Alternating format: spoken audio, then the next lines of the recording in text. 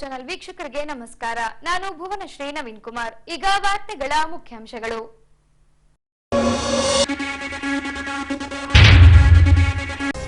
ಬಹುತೇಕ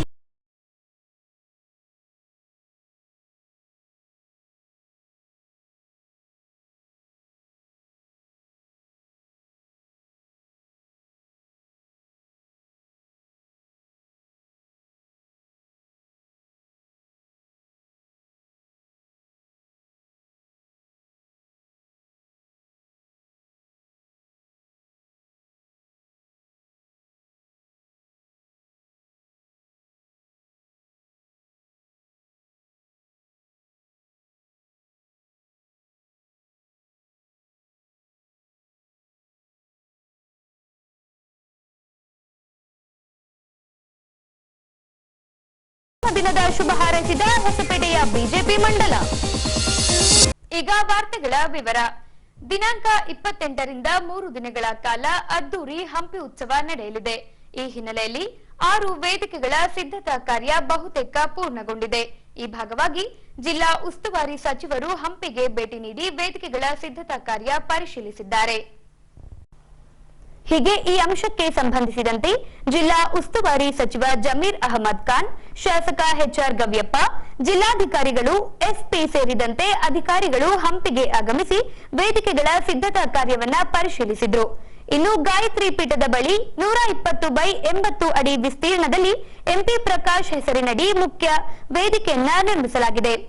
70,000 ಆಸನಗಳ ವ್ಯವಸ್ಥೆ, 100 ಎಕರೆ ಪ್ರದೇಶದಲ್ಲಿ ವಾಹನಗಳ ನಿಲುಗಡೆಯ ವ್ಯವಸ್ಥೆ ಸೇರಿದಂತೆ 25 ಸ್ಥಳಗಳಲ್ಲಿ ಕುಡಿಯುವ ನೀರಿನ ವ್ಯವಸ್ಥೆ ಹಾಗೂ 1,000ಕ್ಕೂ ಅಧಿಕ ಪೊಲೀಸರ ನಿಯೋಜನೆ ಸೇರಿದಂತೆ ಉತ್ಸವ ನೋಡಲು ಬರುವ ಸಾರ್ವಜನಿಕರಿಗೆ 300 ಬಸ್ಗಳ ವ್ಯವಸ್ಥೆ ಮಾಡಲಾಗಿದೆ ಎಂದು ಜಿಲ್ಲಾ ಉಸ್ತುವಾರಿ ಸಚಿವರು ಮಾಧ್ಯಮಗಳಿಗೆ ತಿಳಿಸಿದ್ದಾರೆ.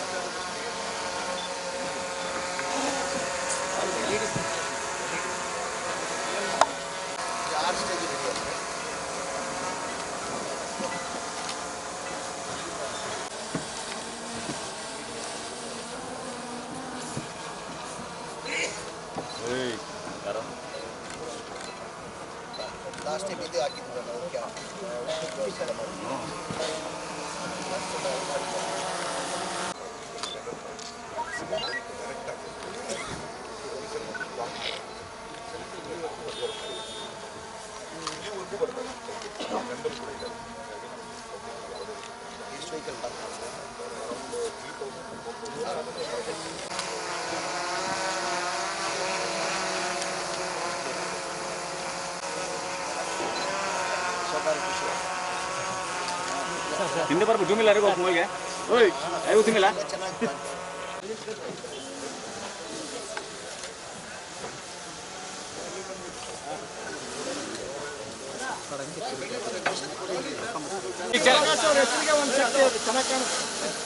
ಸರ್ ಇದು ಚೆನ್ನಾಗಿದೆ ಸರ್.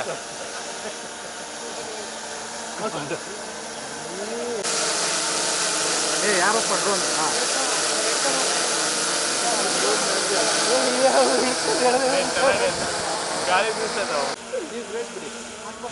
ಸರ್ ನಮ್ಮ ನಾನು ಶಾಸಕರು ಹಾಗೂ ಹಂಪಿ ಅಧ್ಯಕ್ಷತೆ ವಹಿಸಿರುವ ಗವ್ಯಪ್ಪ ಸಾರು, ಜಿಲ್ಲಾ ಅಧಿಕಾರಿಗಳು, ಎಸ್ ಪಿ ಅವರು ಎಲ್ಲ ಸೇರಿ ನಾವೆಲ್ಲ ಇವತ್ತು ಸಿದ್ಧತೆಗಳು ಏನೇನಾಗಿದೆ ಅಂತ ನೋಡೋಕ್ಕೆ ನಾವೆಲ್ಲ ಬಂದಿದ್ದೀವಿ. ತಮಗೆ ನನಗೆ ಭಾಳ ಖುಷಿ ತಂತು. ಹೋದ ವರ್ಷಕ್ಕಿಂತ ಈ ವರ್ಷ ತುಂಬ ಚೆನ್ನಾಗಿ ಬಂದಿದೆ. ತಾವು ನೋಡಿರ್ಬೋದು, ಹೋದ ವರ್ಷಕ್ಕೆ ಈ ವರ್ಷಕ್ಕೆ ಕಂಪೇರ್ ಮಾಡಿದ್ರೆ ತುಂಬ ಚೆನ್ನಾಗಿ ಬಂದಿದೆ. ಅದ್ರ ಜೊತೆಯಲ್ಲಿ MP ಪ್ರಕಾಶ್ ವೇದಿಕೆ ಅಂತ ಬರ್ದಿರೋದ್ರಿಂದ ಅದನ್ನು ಕಾಣ್ತಾ ಇದೆ ಅದು. ಹಾಗಾಗಿ ಇವತ್ತೆಲ್ಲ ನಾವು ವಿಸಿಟ್ ಕೊಟ್ಟು ಸ್ವಲ್ಪ ಬದಲಾವಣೆ ಚೇಂಜಸ್ ಎಲ್ಲೆಲ್ಲಿದೆ ಅಂತ 6 ಸ್ಟೇಜ್ಗಳಿಗೂ ನಾವು ವಿಸಿಟ್ ಕೊಡ್ತಾಯಿದ್ದೀವಿ. ನನ್ನ ಅನಿಸಿಕೆ ನಾವು ಚೇರ್ಗಳೇ ಒಂದು 60ರಿಂದ 80 ಸಾವಿರವರೆಗೂ ಚೇರ್ ಆಗಬೇಕಂತ ತೀರ್ಮಾನ ಮಾಡಿದ್ವಿ. ಆಮೇಲೆ ವೆಹಿಕಲ್ಲು ಅರೇಂಜ್ಮೆಂಟ್ ಮಾಡಿದ್ವಿ, ಒಂದು 350 ವೆಹಿಕಲ್ ಅರೇಂಜ್ ಮಾಡಿದ್ವಿ. ಇನ್ನೂ ವೆಹಿಕಲ್ಸ್ ಬೇಕಂತ ಭಾಳಷ್ಟು ಕಡೆ ಬೇಡಿಕೆ ಇದೆ. ಇನ್ನು ಹೆಚ್ಚು ವೆಹಿಕಲ್ ಬೇಕಾದರೆ ಹೆಚ್ಚು ವೆಹಿಕಲ್ ಮಾಡ್ತೀವಿ. ಓಸತಿಯಿಂದ ಜಾಸ್ತಿ ಕ್ರೌಡ್ ಈ ಬಾರಿ ಆಗ್ಬೋದಂತ. ಓಸತಿನೂ ಇತ್ತು, ಫ್ಲೋಟಿಂಗ್ ಸಿಕ್ಕಾಪಟ್ಟೆ ಇತ್ತು, ತಾವು ನೋಡಿರ್ಬೋದು. ಟೋಟಲ್ 3 ದಿನ ಹಂಪಿ ಉತ್ಸವಕ್ಕೆ 10 ರಿಂದ 12 ಲಕ್ಷ ಜನ ಫ್ಲೋಟಿಂಗ್ ಇತ್ತು. ಈ ಬಾರಿ ಅದಕ್ಕಿಂತ ಹೆಚ್ಚಾಗಿ ಆಗ್ಬೋದು ಅಂತ ನಾನು ಭಾವಿಸ್ತಾ ಇದ್ದೀನಿ. ನಾಳೆ ಇವರು ರಮೇಶ್ ಬರ್ತಾವ್ರೆ, ರಮ್ಯಾ ಬರ್ತಾವ್ರೆ, ಪ್ರೇಮ ಬರ್ತಾವ್ರೆ, ಅನುಪ್ರಭಾಕರ್ ಬರ್ತಾವ್ರೆ, ವಿಜಯ ರಾಘವೇಂದ್ರ ಅವ್ರು ಬರ್ತಾವ್ರೆ. ಇಲ್ಲ ಅದೇ ಅವ್ರಿಗೆ ಭಾಳ ಆಸೆ ಬರಬೇಕಂತ ಹೇಳ್ಬಿಟ್ಟು ಭಾಳ ಆಸೆ ಅವ್ರು. ಹಂಗಾಗಿ ನನಗೆ ಮನೆ ಮುಖ್ಯಮಂತ್ರಿಗಳು ರಿಕ್ವೆಸ್ಟ್ ಮಾಡಿಕೊಂಡ್ರು, ಈಗ ಏನಾರ ಮಾಡಿ ಏಪ್ರಿಲ್ ತಿಂಗಳಲ್ಲಿ ಪೋಸ್ಟ್ಪೋನ್ ಮಾಡು, ಫಸ್ಟ್ ವೀಕಲ್ಲಿ ಮಾಡು, ನನಗೆ ಸ್ವಲ್ಪ ಕಾಲು ಸಮಸ್ಯೆಯಿಂದ ನಾನು ಬರೋಕ್ಕಾಗಲ್ಲ ಅಂತ. ಆಮೇಲೆ ನಾವು ವಿಚಾರಣೆ ಮಾಡಿ ಆದಕ್ಕೆ ಸಿದ್ಧತೆ ನಾವು ಮಾಡ್ಕೊಂಡಿದ್ವಿ. ಆಮೇಲೆ ತಮಗೆಲ್ಲ ಗೊತ್ತಿದ್ದಂಗೆ ಪ್ರತಿ ವರ್ಷ ನವಂಬರಲ್ಲಿ ಹಂಪಿ ಉತ್ಸವ ನಡೀತಾ ಇದ್ದಿದ್ದು. ಈ ಕೋವಿಡ್ ಹಿನ್ನೆಲೆಯಲ್ಲಿ ಈಗ ಫೆಬ್ರವರಿಗೆ ಬಂದು ಫೆಬ್ರವರಿಯಲ್ಲಿ ಮಾಡ್ತಾಯಿದ್ವಿ ನಾವು. ಈಗ ತಿರ್ಗಾ ಏಪ್ರಿಲ್ ಅಂದರೆ ಏನಾಗ ಮುಂದೆ ಹೋಗ್ತದೆ. ಹಾಗಾಗಿ ಮನೆ ಮುಖ್ಯಮಂತ್ರಿಗಳಿಗೆ ನಾನು ಪರ್ಮಿಷನ್ ತೊಗೊಂಡು ಸಿದ್ಧತೆ ಆಲ್ರೆಡಿ ಆಗಿಬಿಟ್ಟಿದೆ ಸರ್, ವ್ಯವಸ್ಥೆ ಎಲ್ಲ ಥರ ಮಾಡ್ಕೊಂಡಿದ್ದೀವಿ ಅಂದಿದ್ದಕ್ಕೆ ಆಯಿತು, ನಾನು ಪ್ರಯತ್ನ ಮಾಡ್ತೀನಿ ಅಂತ ಹೇಳಿದ್ದಾರೆ. ಆದಷ್ಟು ಅವ್ರಿಗೂ ಭಾಳ ಆಸೆ ಇದೆ ಬರಲೇಬೇಕಾದ್ರೆ. ಏನಕ್ಕೆ ಹೋದ ವರ್ಷ ಬಂದು ಭಾಳ ಖುಷಿಯಾಗಿ ಹೋಗಿದ್ರು ಅವರು, ಖುಷಿಯಾಗಿತ್ತು ಅವ್ರಿಗೆ, ತುಂಬ ಖುಷಿಯಾಗಿತ್ತು. ಅದೇ ಅವ್ರು ರಿಪೀಟ್ ಮಾಡಿದ್ರು, ಇಲ್ಲ ಕಣೋ ತುಂಬ ಚೆನ್ನಾಗಿತ್ತು, ನಾನು ಬರಬೇಕಂತ ಭಾಳ ಆಸೆ ಇದೆ, ನಾನು ಡಾಕ್ಟರ್ ಅಡ್ವೈಸ್ ತೊಗೊಂಡು ಇವತ್ತು ನಾನು ಹೇಳ್ತೀನಿ ಅಂತ ಹೇಳಿದ್ರೆ ಸಂಜೆ 8 ಗಂಟೆಗೆ ನಾನು ಫೋನ್ ಮಾಡೋಕ್ಕೆ ಹೇಳಿದ್ದಾರೆ ಮನೆ ಮುಖ್ಯಮಂತ್ರಿಗಳು. ಅವ್ರು ಡಾಕ್ಟರನ್ನು ಅಡ್ವೈಸ್ ಮಾಡಿ ಆಯಿತು ಹೋಗಿ ಬನ್ನಿ ಅಂದರೆ ಖಂಡಿತ ಅವರು ಬರ್ತಾರೆ. ಅವ್ರಿಗೂ ಆಹ್ವಾನ ಅವ್ರಿಗೂ ಕೊಟ್ಟಿದ್ದೀವಿ, ಎಚ್ ಕೆ ಪಾಟೀಲ್ ಸಾಹೇಬ್ರಿಗೆ ಕೊಟ್ಟಿದ್ದೀವಿ, ಶಿವರಾಜ್ ತಂಗಡಿ ಸಾಹೇಬ್ರಿಗೆ ಕೊಟ್ಟಿದ್ದೀವಿ, ಪರಮೇಶ್ವರ್ ಸಾಹೇಬ್ರಿಗೆ ಕೊಟ್ಟಿದ್ದೀವಿ. ಹಂಪಿ ಉತ್ಸವದ ನಿಮಿತ್ತ ಪಶುಪಾಲನಾ ಮತ್ತು ಪಶು ವೈದ್ಯಕೀಯ ಸೇವಾ ಇಲಾಖೆಯಿಂದ ಆರೋಗ್ಯಕರ ಹಾಗೂ ಆಕರ್ಷಕ ಎತ್ತು, ಟಗರು ಹಾಗೂ ಶ್ವಾನ ಪ್ರದರ್ಶನವನ್ನ ದಿನಾಂಕ 28ರಿಂದ ಕಮಲಾಪುರದ ಪೆಟ್ರೋಲ್ ಬಂಕ್ ಹಿಂಬದಿ ಮೈದಾನದಲ್ಲಿ ಕೈಗೊಳ್ಳಲಾಗಿದೆ. ವಿಶೇಷ ರಾಸು ಹಾಗೂ ಶ್ವಾನಗಳನ್ನು ಸಾಕಿದವರು ಪ್ರದರ್ಶನಕ್ಕೆ ಕರೆತರುವಂತೆ ಪಶು ವೈದ್ಯಾಧಿಕಾರಿಗಳು ಸಾರ್ವಜನಿಕರಲ್ಲಿ ಕೋರಿಕೊಂಡಿದ್ದಾರೆ. ನಮಸ್ಕಾರ ಎಲ್ಲ ಹೊಸಪೇಟೆ ಹಾಗೂ ನಮ್ಮ ಜಿಲ್ಲೆಯ ಎಲ್ಲ ರೈತ ಬಾಂಧವರಿಗೆ. ನಾನು ಈ ಚಾನಲ್ ಮೂಲಕ ಹೇಳಕ್ಕೆ ಏನು ಬಯಸ್ತಿದ್ದೀನಿ ಅಂತಂದರೆ, ನಮ್ಮ ಪಶುಸಂಗೋಪನಾ ಇಲಾಖೆಯಿಂದ ನಮ್ಮ ಜಿಲ್ಲಾ ಪಂಚಾಯತ್ ವತಿಯಿಂದ ನಾವು ಎತ್ತುಗಳ ಪ್ರದರ್ಶನ, ಟಗರುಗಳ ಪ್ರದರ್ಶನ ಮತ್ತು ನಾಯಿಗಳ ಪೆಟ್ ಶೋ ಮಾಡ್ತಾಯಿದ್ದೀವಿ. ಹಂಪಿ ಉತ್ಸವ ಅಂಗವಾಗಿ ನಾವು ಇಲ್ಲಿ ಕಮಲಾಪುರ ಪೆಟ್ರೋಲ್ ಬಂಕ್ ಹಿಂಭಾಗ ಈ ಶೋವನ್ನು ಮಾಡ್ತಾಯಿದ್ದೀವಿ.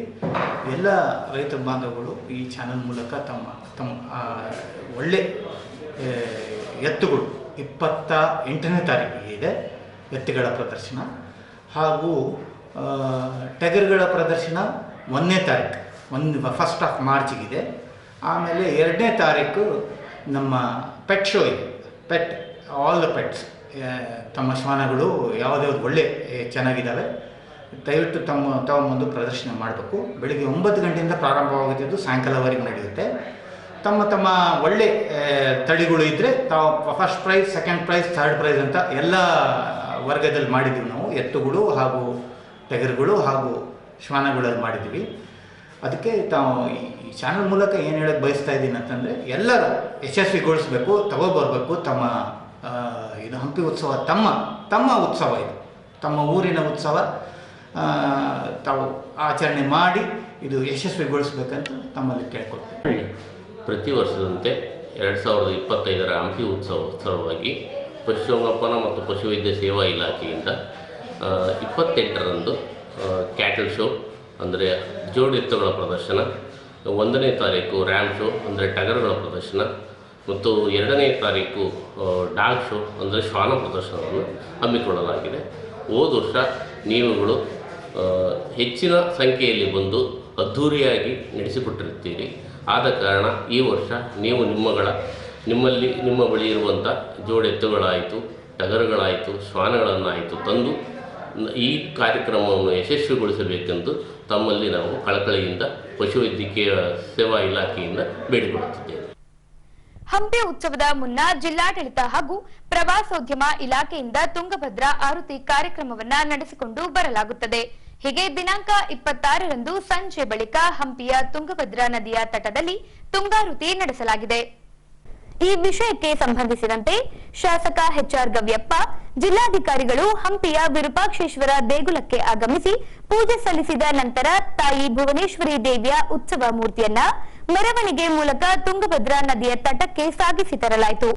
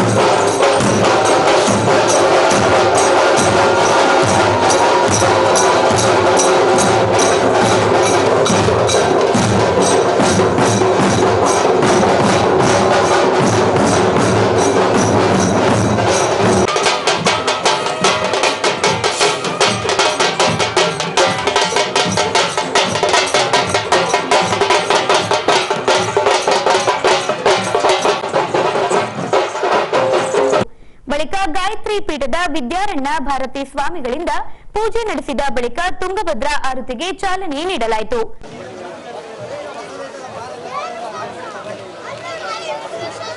ವೇದಿಕೆಯನ್ನ ಅಲಂಕರಿಸಿ ಇಡುವಂತೆ ಆ ತುಂಗಭದ್ರಾ ನದಿಯಾಗಿರತಕ್ಕಂತಹ ವರುಣ ದೇವತೆಗಳು ನಮ್ಮೆಲ್ಲರನ್ನು ಹರಿಸಿ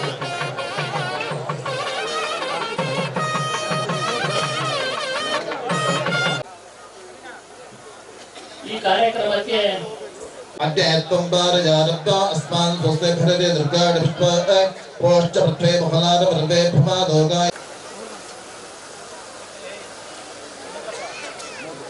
ಶಿವನೇ ಈ ಭೂಮಿಗೆ ಅವತರಿಸಿರ್ತಕ್ಕಂಥ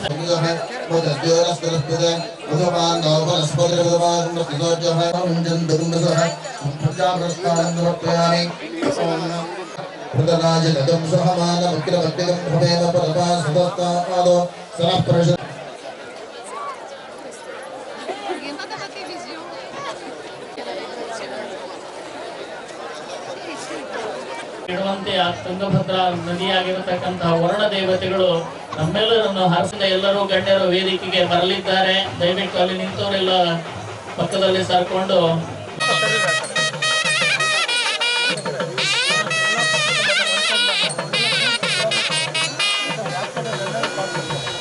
ಜವಾಬ್ದಾರಿಯನ್ನು ಹೊತ್ತುಕೊಂಡವರು ಒಂದು ಯಶಸ್ವಿಯಾಗಿ ಕಾರ್ಯಕ್ರಮ ನೆರವೇರಿ ರಾಜ್ಯದಲ್ಲಿ ಸಮಾಧಾನ ಶಾಂತಿ ಒಳ್ಳೆ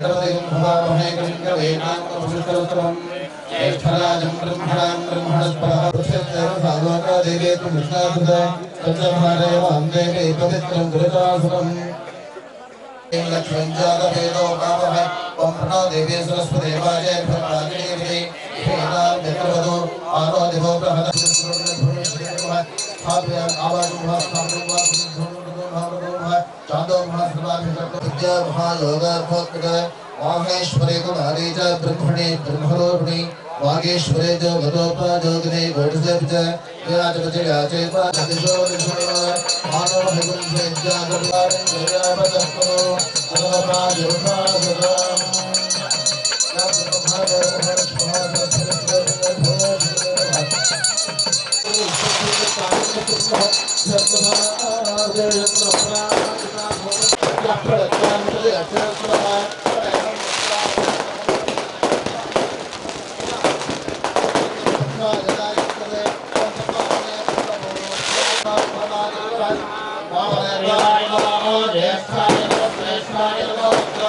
ಈ ವೇಳೆ ಪೂಜೆಯಲ್ಲಿ ಪಾಲ್ಗೊಂಡಿದ್ದ ಜಿಲ್ಲಾ ಉಸ್ತುವಾರಿ ಸಚಿವರು, ಶಾಸಕ ಎಚ್ಆರ್ ಗವ್ಯಪ್ಪ, ಜಿಲ್ಲಾಧಿಕಾರಿಗಳು ತುಂಗಾರತಿ ಬೆಳಗಿಸಿ ನದಿಗೆ ಬಾಗಿನ ಅರ್ಪಿಸಿ ಭಕ್ತಿ ಸಮರ್ಪಿಸಿದ್ರು.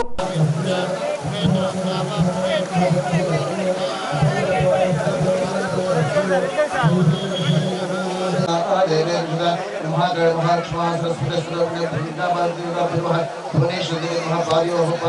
सम्यक्रामतो काशरारचने अभि कामसोत्तां खण्डः प्राकार मात्रादिनन्ते नृत्तां नृत्यन्ते कामराज कामपुत्रे विष्णुमहम्प्रपद्ये लक्ष्मीर्मे ऋषितान्तोम्रे देवाग्रमतिम्पदे वसन्तो अस्ता सेदाज्यो रेष्मे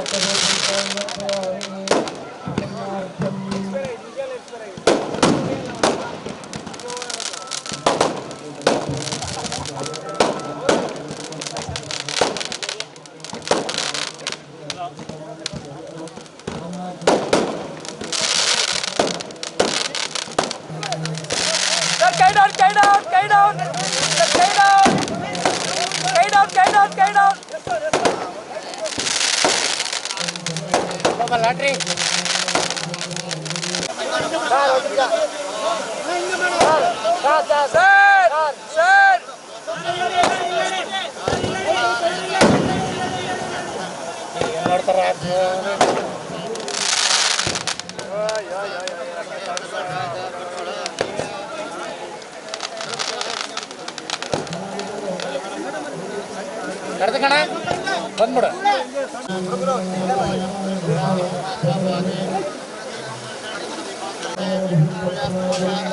ಇನ್ನು ತುಂಗಾರುತಿ ಕಾರ್ಯಕ್ರಮದಲ್ಲಿ ಪಾಲ್ಗೊಂಡಿರೋದು ನನಗೆ ಖುಷಿ ತಂದುಕೊಟ್ಟಂತಾಗಿದೆ ಎಂದು ಜಿಲ್ಲಾ ಉಸ್ತುವಾರಿ ಸಚಿವ ಜಮೀರ್ ಅಹಮದ್ ಖಾನ್ ರವರು ಮಾಧ್ಯಮ ಮಿತ್ರರಿಗೆ ಈ ವೇಳೆ ತಿಳಿಸಿದ್ದಾರೆ. ಬಹಳ ಸಂತೋಷ, ಖುಷಿಯನ್ನು ತಂದಿದೆ.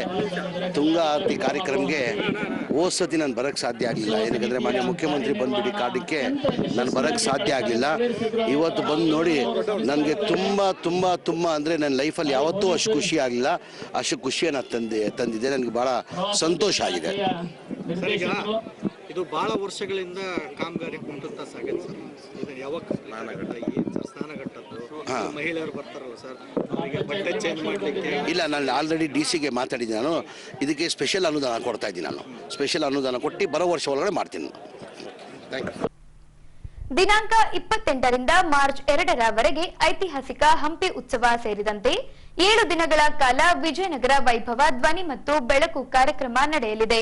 ಹಾಗಾಗಿ ಸಾರ್ವಜನಿಕರು ಹೆಚ್ಚಿನ ಮಟ್ಟದಲ್ಲಿ ಆಗಮಿಸಿ ಉತ್ಸವವನ್ನ ಯಶಸ್ವಿಗೊಳಿಸಬೇಕೆಂದು ಮುಖ್ಯಮಂತ್ರಿ ಸಿದ್ದರಾಮಯ್ಯನವರು ಸಾರ್ವಜನಿಕರನ್ನ ಹಂಪಿ ಉತ್ಸವಕ್ಕೆ ಸ್ವಾಗತಿಸಿದ್ದಾರೆ.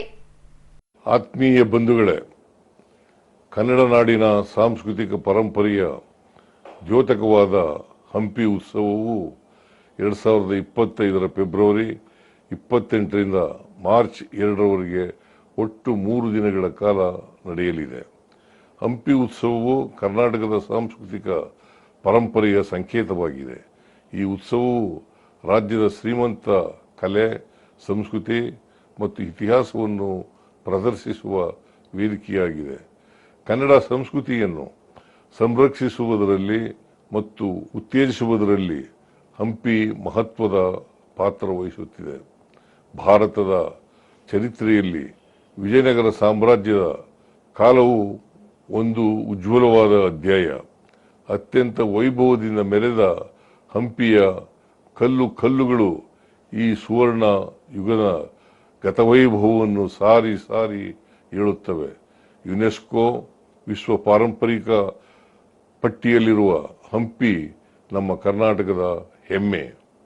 ದೇಶದ ನಾನಾ ಭಾಗಗಳಿಂದಲೇ ಅಲ್ಲದೆ ವಿದೇಶಿಗರನ್ನೂ ಹೆಚ್ಚಾಗಿ ಆಕರ್ಷಿಸುವ ಬಲವಾದ ಐತಿಹಾಸಿಕ ಹಿನ್ನೆಲೆಯನ್ನು ಹೊಂದಿದೆ. ಸುಮಾರು 550 ವರ್ಷಗಳ ಹಿಂದೆ ನಿರ್ಮಾಣವಾದ ನೂರಾರು ಸ್ಮಾರಕಗಳ ಕೌತುಕ ಸಾಸಿವೆ ಕಾಳು ಗಣಪ, ಕಡಲೆಕಾಳು ಗಣಪ, ಉಗ್ರ ನರಸಿಂಹ, ನಾದ ಹೋಮಿಸುವ ಶಿಲಾಸ್ತಂಭಗಳು, ವಿರೂಪಾಕ್ಷ ದೇವಾಲಯ, ಹಜಾರ ರಾಮ ದೇವಾಲಯ, ಮಹಾನವಮಿ ದಿಬ್ಬ, ಕಮಲ್ ಮಹಲ್, ವಿಶ್ವವಿಖ್ಯಾತ ಕಲ್ಲಿನ ರಥ ಎಲ್ಲವೂ ಸೇರಿ ಹಂಪಿಯು ಜಗತ್ತಿನ ಉತ್ಕೃಷ್ಟ ಬಯಲು ಸಂಗ್ರಹಾಲಯವೆಂದು ಹೆಸರುವಾಸಿಯಾಗಿದ್ದು, ದೇಶ ವಿದೇಶದ ಪ್ರವಾಸಿಗರನ್ನು, ಚರಿತ್ರಕಾರರನ್ನು, ತಂತ್ರಜ್ಞರನ್ನು ತನ್ನ ವಿಶೇಷತೆಗಳಿಂದ ಸದಾಕಾಲಕ್ಕೂ ಬೆರಗುಗೊಳಿಸುತ್ತಲೇ ಬಂದಿದೆ.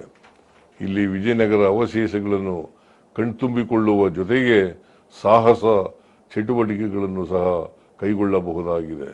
ಗತಕಾಲದ ಇಂತಹ ವೈಭವವನ್ನು ಸಾರುವ ಅಪರೂಪದ ಹಂಪಿಯನ್ನು ಪ್ರಸ್ತುತ ಸಂದರ್ಭದಲ್ಲೂ ಜೀವಂತವಾಗಿರಿಸುವ ಉದ್ದೇಶದಿಂದ ಕರ್ನಾಟಕ ಸರ್ಕಾರ ಕಳೆದ 3 ದಶಕಗಳಿಂದ ಹಂಪಿ ಉತ್ಸವವನ್ನು ಆಚರಿಸುತ್ತಾ ಬಂದಿದೆ. ಹಂಪಿಯ ಪರಿಸರ ಸ್ಮಾರಕಗಳನ್ನು ಕಾಪಾಡಿಕೊಂಡು ಹಂಪಿ ಅಭಿವೃದ್ಧಿಗೆ ಶ್ರಮಿಸಬೇಕಾದುದು ನಮ್ಮೆಲ್ಲರ ಕರ್ತವ್ಯವಾಗಿದೆ. ಪ್ರವಾಸೋದ್ಯಮ ಕ್ಷೇತ್ರದಲ್ಲಿ ಹೂಡಿಕೆಗೆ ಅನುವಾಗುವಂತೆ ರಾಜ್ಯ ಸರ್ಕಾರವು ನೂತನ ಪ್ರವಾಸೋದ್ಯಮ ನೀತಿ 2024-29 ಪ್ರಕಟಿಸಿದೆ. ಈ ಹೊಸ ನೀತಿಯ ಹೂಡಿಕೆದಾರರಿಗೆ ಪೂರಕ ವಾತಾವರಣ ಸೃಷ್ಟಿಸುವ ಜೊತೆಗೆ ಹೂಡಿಕೆಗೆ 10 ಹಲವು ಅವಕಾಶಗಳನ್ನು ಸೃಷ್ಟಿಸಿದೆ. ಜಿಲ್ಲೆಯ ಉಸ್ತುವಾರಿ ಸಚಿವರಾದ ಜಮೀರ್ ಅಹಮದ್ ಅವರು ಉತ್ಸವದ ಆಚರಣೆ ಪೂರ್ವ ತಯಾರಿ ಕುರಿತು ನನ್ನೊಡನೆ ನಿರಂತರ ಸಂಪರ್ಕದಲ್ಲಿದ್ದು ಇಂದು ಈ ಉತ್ಸವ ಯಶಸ್ವಿ ಆಯೋಜನೆಗೆ ಕಾರಣಕರ್ತರಾಗಿದ್ದಾರೆ. 3 ದಿನಗಳ ಕಾಲ ನಡೆಯುವ ಹಂಪಿ ಉತ್ಸವದಲ್ಲಿ ಸಾರ್ವಜನಿಕರು ಹೆಚ್ಚಿನ ಸಂಖ್ಯೆಯಲ್ಲಿ ಭಾಗವಹಿಸಬೇಕು. ವಿಶೇಷವಾಗಿ ನಿಮ್ಮ ಮಕ್ಕಳನ್ನು ಕರೆತಂದು ನಮ್ಮ ಈ ಹಂಪಿಯ ಭವ್ಯ ಪರಂಪರೆಯನ್ನು ಎಲ್ಲರಿಗೂ ಪರಿಚಯಿಸಬೇಕು. ಹಂಪಿ ಉತ್ಸವ ಯಶಸ್ವಿಯಾಗಿ ಜರುಗಲಿ ಎಂದು ಶುಭ ಹಾರೈಸುತ್ತೇನೆ. ಮಾಜಿ ಮುಖ್ಯಮಂತ್ರಿ ಬಿಎಸ್ ಯಡಿಯೂರಪ್ಪನವರು 81 ವರ್ಷಗಳನ್ನ ಪೂರೈಸಿ 82ನೇ ವಸಂತಕ್ಕೆ ಕಾಲಿರಿಸಿದ್ದಾರೆ. ಈ ಭಾಗವಾಗಿ ದಿನಾಂಕ 27ರಂದು ಪಟೇಲ್ ನಗರದ ಬಿಜೆಪಿ ಕಚೇರಿಯಲ್ಲಿ ಹೊಸಪೇಟೆ ಮಂಡಲದಿಂದ ಕೇಕ್ ಕತ್ತರಿಸಿ ಯಡಿಯೂರಪ್ಪನವರಿಗೆ 82ನೇ ವರ್ಷದ ಜನ್ಮದಿನದ ಶುಭ ಹಾರೈಸಿದ್ದಾರೆ.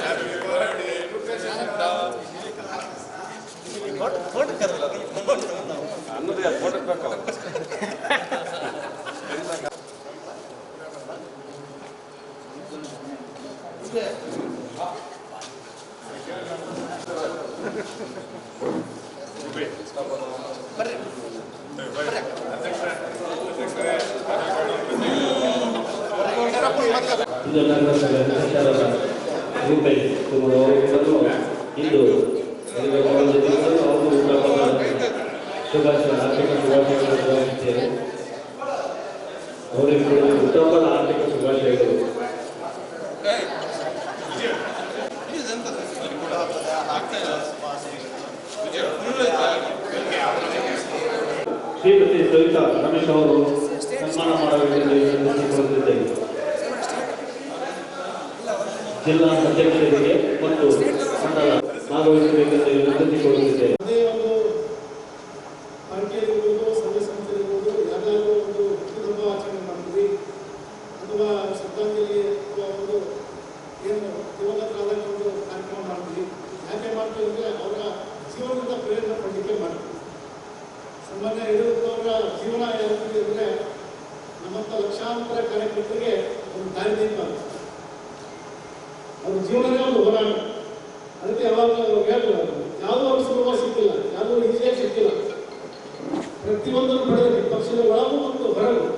ನಿರಂತರ ಹೋರಾಟವನ್ನು ಮಾಡಿಕೊಂಡು 50 ವರ್ಷಗಳು ಸತತವಾಗಿ ರಾಜಕಾರಣ ಮಾಡಿದ ಕರ್ನಾಟಕದ ಕೆಲವೇ 3-4 ಜನ ವ್ಯಕ್ತಿಗಳಲ್ಲಿ ಕರ್ನಾಟಕದಲ್ಲಿ 3 ಜನ ವ್ಯಕ್ತಿಗಳಲ್ಲಿ ಸನ್ಮಾನ್ಯ ಯಡಿಯೂರಪ್ಪ ಕೂಡ 1970ರ ದಶಕದಲ್ಲಿ ಸೇವಾ ಸಂಘದ ಸದಸ್ಯರಾಗೋದ್ರ ಮುಖಾಂತರ ಶಿಕಾರಿಪುರದ ಕಾರ್ಯದರ್ಶಿ ಸಂಘದ ಭಾಷೆಯಲ್ಲಿ ಕಾರ್ಯದರ್ಶಿ ಆಗೋದ್ರ ಮುಖಾಂತರ ತಮ್ಮ ಸಾರ್ವಜನಿಕ ಜನರ ಜೀವನವನ್ನು ಪ್ರಾರಂಭ ಮಾಡ್ತಕ್ಕಂಥ ಯಡಿಯೂರಪ್ಪನವರು 1972ರಲ್ಲಿ ಜನಸಂಘದ ಅಧ್ಯಕ್ಷರಾದರು ಶಿಕಾರಿಪುರ. ಆ ರೀತಿಯ ಪ್ರಾರಂಭವಾದ ಜೀವನ ಕರ್ನಾಟಕ ರಾಜ್ಯದಲ್ಲಿ 4 ಬಾರಿ ಮುಖ್ಯಮಂತ್ರಿಗಳಾಗಿ ಇವತ್ತು ಕೂಡ 82ರ ವಯಸ್ಸಲ್ಲಿ ಕೂಡ 18ರ ಯುವಕರು ನಾಚುವಂತೆ ಇಡೀ ರಾಜ್ಯವನ್ನು ಪ್ರವಾಸವನ್ನು ಮಾಡಿ ನಮಗೆಲ್ಲ ಮಾರ್ಗದರ್ಶನ ಮಾಡ್ತಿದ್ದೇವೆ. ಮತ್ತೆ ಮೊದಲೇದಾಗಿ ತಮ್ಮೆಲ್ಲರ ಪರವಾಗಿ ಸನ್ಮಾನ್ಯ ಯಡಿಯೂರಪ್ಪನವರಿಗೆ ಉತ್ತಮವಾದ ಹಾರ್ದಿಕ ಶುಭಾಶಯಗಳನ್ನು ತಮ್ಮೆಲ್ಲರ ಪರವಾಗಿ ಕೊಡ್ತಾ ಇದ್ದೇವೆ. ಕೇವಲ ಭಾರತೀಯ ಜನತಾ ಪಾರ್ಟಿ ಅಲ್ಲ, ಪಕ್ಷವನ್ನು ಹೊರತಾಗಿ ಕೂಡ ಸಾಕಷ್ಟು ಸಂಘ ಸಂಸ್ಥೆಗಳು ಅವರ ಜನ್ಮದಿನವನ್ನು ಆಚರಣೆ ಮಾಡ್ತಾ ಇದ್ದಾರೆ. 1972ರಲ್ಲಿ ಜನಸಂಘದ ಅಧ್ಯಕ್ಷರಾದರು. ಮುಂದೆ 1980ರಲ್ಲಿ ಭಾರತೀಯ ಜನತಾ ಪಾರ್ಟಿ ನಮ್ಮ ರಾಜ್ಯದಲ್ಲಿ ನಮ್ಮ ದೇಶದ ಅಸ್ತಿತ್ವಕ್ಕೆ ಬಂತು. ಅವರು ಯಾವ್ಯಾವ ಅಧಿಕಾರ ಸಿಕ್ಕಿದೆ ಅವಾಗೆಲ್ಲ ಕೂಡ ಜನಕಲ್ಯಾಣ ಕೆಲಸವನ್ನು ಕೂಡ ಮಾಡಿದ್ದಾರೆ. ಈಗಾಗಲೇ ನಮ್ಮ ತಿಮ್ಮಪ್ಪನವರು ಹೇಳಿದರು ಭಾಗ್ಯಲಕ್ಷ್ಮಿ ಯೋಜನೆಯನ್ನು ತಂದರು ಅಂತ. ಆ ಭಾಗ್ಯಲಕ್ಷ್ಮಿ ಯೋಜನೆಯನ್ನು 2006 ತಂದರು. ಉಪಮುಖ್ಯಮಂತ್ರಿ ಇದ್ದಾಗ ಅವರು ಒಂದು ಕುಟುಂಬಕ್ಕೆ ಒಂದು ಮಗುವಿಗೆ ಕೊಟ್ಟಿದ್ದರು. 2008ರಲ್ಲಿ ಮುಖ್ಯಮಂತ್ರಿಗಳಾದಾಗ ಅದನ್ನು ಮಾರ್ಪಾಡು ಮಾಡಿ ಒಂದು ಕುಟುಂಬದ 7 ಜನ ಹೆಣ್ಮಕ್ಳಿಗೆ ಭಾಗ್ಯಲಕ್ಷ್ಮಿ ಯೋಜನೆ ತಂದರು. ಯಾವ ಹೆಣ್ಣು ಮಗು ಒಂದು ಹೆಣ್ಣು ಹುಟ್ಟಿದ್ರೆ ಒಂದು ಕುಟುಂಬದಲ್ಲಿ ಹುಣ್ಣು ಹುಟ್ಟು ಅಂತ ಯೋಚನೆ ಮಾಡುವಂಥ ಕಾಲದಲ್ಲಿ ಆ ಹೆಣ್ಣು ಮಗು ನಮಗೆ ಹುಣ್ಣಾಗ ಭಾಗ್ಯಲಕ್ಷ್ಮಿ ರೂಪದಲ್ಲಿ ಮನೆಗೆ ಬಂದಿದ್ದಾರೆ ಅನ್ನೋ ಒಂದು ಭಾವನೆಯಿಂದ ಅವರಿಗೆ ಆ ಮಗು ಒಂದು 18 ವರ್ಷ ಆದಾಗ ಮನೆಗೆ 1 ಲಕ್ಷ ರೂಪಾಯಿ ಹಣ ಅವ್ರು ಬರುವಂತೆ ಒಂದು ಯೋಜನೆ ರೂಪಿಸ್ತಕ್ಕಂಥದ್ದು ಅವರ ದೂರದೃಷ್ಟಿಗೆ ಒಂದು ಚಿಂತನೆ ಫಲ ಇತ್ತು. ಯಾವ ಅವರಿನ ಅನುಪಾತ ಹೆಣ್ಣು ಮತ್ತು ಗಂಡಿನ ಅನುಪಾತ ವ್ಯತ್ಯಾಸ ಇತ್ತು, ಹೆಣ್ಣು ಪೂರ್ಣ ಹತ್ಯೆ ಆಗ್ತಿತ್ತು. ಅದನ್ನು ತಡೆಗೋಸ್ಕರ ಒಂದು ಒಳ್ಳೆಯ ಯೋಜನೆ.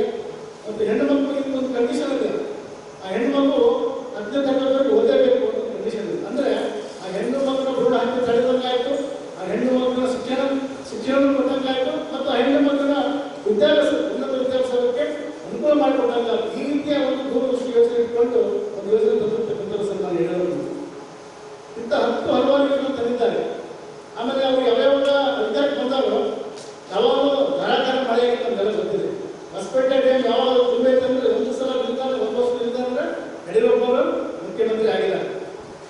ಅದು ಒಂದು ಡ್ಯಾಮನ್ನು ಇಂಥ 4 ಡ್ಯಾಮ್ ಆದರೂ ತುಂಬುವಷ್ಟು ನೀರು ಅವಾಗ ಬಂದಿದೆ. ಅಂದರೆ ಯಡಿಯೂರಪ್ಪನವರ ಕಾಲ್ಗುಣ. ಆ ರೀತಿ ಎಲ್ಲ ಒಂದು ವಿದ್ಯಾರ್ಥಿಗಳಿಗೆ ಸೈಕಲ್ ವಿತರಣೆ, ಹೆಣ್ಣು ಮಕ್ಕಳಿಗೆ ಭಾಗ್ಯಲಕ್ಷ್ಮಿ ಯೋಜನೆ, ರೈತರಿಗೆ 400 ರೂಪಾಯಿ ಕಿಸಾನ್ ಯೋಜನೆ, ಮತ್ತೆ ಅದೇ ರೀತಿಯಾಗಿ ನಮ್ಮ ಸಚಿವರಿದ್ದಂಥ ಮಾನ್ಯ ಆನಂದ್ ಸರ್ ಅವರ ಅವಧಿಯಲ್ಲಿ ನಮ್ಮ ವಿಜಯನಗರ ಕ್ಷೇತ್ರದಲ್ಲಿ ಅತಿ ಹೆಚ್ಚು ರೈತರಿಗೆ ಗಂಗಾ ಕಲ್ಯಾಣ ಆಗಿದ್ರೆ ಪ್ರತಿಯೊಂದು ಊರಲ್ಲಿ ಫಲಾನುಭವಿಸಿದ್ದಾರೆ ಸುಮಾರು ಜನ. ಅದರಲ್ಲಿ ವಿಶೇಷವಾಗಿ ಒಂದು ವಿಜಯನಗರ ಜಿಲ್ಲೆಯನ್ನು ಕೊಡುಗೆಯಾಗಿ ನಮ್ಮ ಮಾಜಿ ಮಂತ್ರಿಗಳು ಕೊಟ್ಟಿದ್ದಾರೆ. ಅದೇ ರೀತಿಯಾಗಿ ನಮ್ಮ PKD ಭಾಗದಲ್ಲಿ ಏತಾಳಿರವರಿಗೆ ಒಂದು 248 ಕೋಟಿ ದೊಡ್ಡ ಅನುದಾನದಲ್ಲಿ ಈ ದಿನ ಎಲ್ಲ ಒಂದು 21 ಕೆರೆಗಳು ತುಂಬಿ ಹರಿತಾ ಇದೆ. ಅವಕ್ಕೆಲ್ಲ ಮಾಡಕ್ಕೆ ನಮ್ಮ ಮಾನ್ಯ ಸಚಿವರು, ಈ ಮಾಜಿ ಮುಖ್ಯಮಂತ್ರಿಗಳ ಒಂದು ಅವಧಿಯಲ್ಲಿ ನಮ್ಮ ಸಚಿವರು ಐತಿಹಾಸಿಕ ಸಾಧನೆಯನ್ನು ಮಾಡಿದ್ದಾರೆ. ಅವರಿಗೂ ಕೂಡ ನಾನು ಈ ಸಂದರ್ಭದಲ್ಲಿ ಮಾನ್ಯ ಸಚಿವರನ್ನ ನೆನೆಸ್ಕೊಳ್ಳಕ್ಕೆ ನಾನು ಬಯಸ್ತಾ ಇದ್ದೇನೆ. ಈಗ ಕೊನೆಯಲ್ಲಿ ಮತ್ತೊಮ್ಮೆ ವಾರ್ತೆಗಳ ಮುಖ್ಯಾಂಶಗಳು.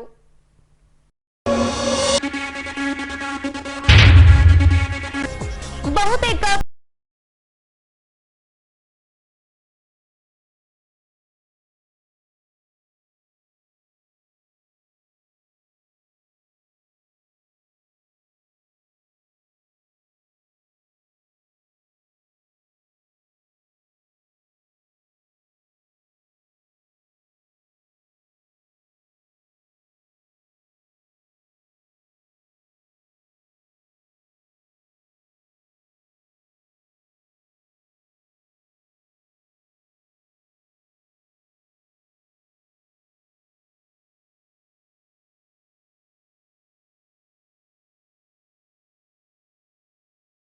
ಕೇಕ್ ಕತ್ತರಿಸಿ ಜನ್ಮದಿನದ ಶುಭ ಹಾರೈಸಿದ ಹೊಸಪೇಟೆಯ ಬಿಜೆಪಿ ಮಂಡಲ. ಇಲ್ಲಿಗೆ ವಾರ್ತಾ ಪ್ರಸಾರ ಮುಕ್ತಾಯವಾಯಿತು. ನೈಜ ಸುದ್ದಿಗಳಿಗಾಗಿ ನೋಡ್ತಾ ಇರಿ ವಿಜಯನಗರ ಸುದ್ದಿವಾಹಿನಿ. ನಮಸ್ಕಾರ.